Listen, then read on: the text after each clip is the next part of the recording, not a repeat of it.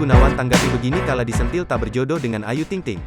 Sahrul Gunawan termasuk pria yang pernah dekat dengan Ayu Ting Ting. Namun, Sahrul batal mengejar cinta Ayu karena alasan ini.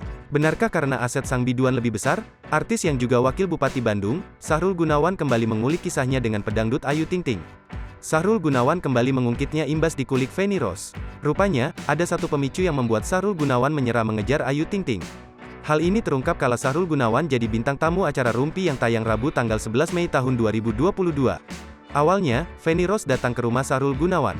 Satu dari sekian perbincangan adalah terkait Ayu Ting Ting. Kala itu, Feni Rose mengkonfirmasi kabar kedekatan Sahrul Gunawan dan Ayu Ting Ting. Kang Sahrul sempat sangat serius mendekati Ayu Ting Ting tapi tidak berjodoh karena kesibukan masing-masing. Fitnah atau fakta? Tanya Feni Rose. Sahrul Gunawan rupanya membenarkan pernah mendekati putri ayah Ozak itu. Sempat PDKT iya, tapi nggak yang deket banget, ujar Sahrul Gunawan.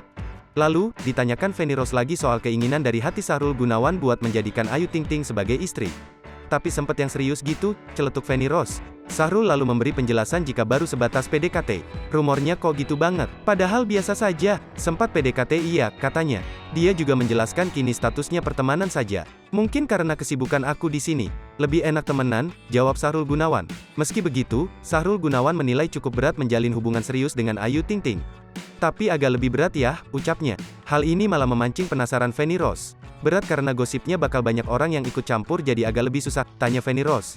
Secara tak terduga, Sahrul menyinggung soal kekayaan Ayu Ting Ting. Bukan, asetnya lebih banyak dari gue, kata Sahrul Gunawan lantas tertawa. Namun, setelahnya dia segera meluruskan ucapannya. Ditegaskannya, Ayu Ting Ting bukan perempuan yang matre. Enggak, dia bukan tipikal begitu. Cuma aku memang harus di Bandung, kayaknya jauh, ujarnya.